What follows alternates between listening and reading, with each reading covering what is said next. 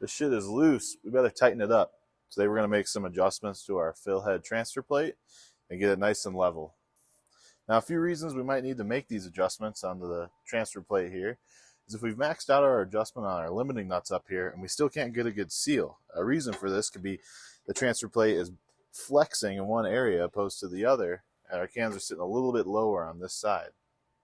To make this adjustment, we're going to use a 5/32 Allen wrench. We're also going to use a 1/4 Allen wrench. And we'll start with a 1/4. We might want to up our size here. What we'll do is we're going to use this 1/4-inch Allen wrench as our spacing. So we're going to stick it below the transfer plate and above the mounting bracket, and we're going to check our spacing all the way down.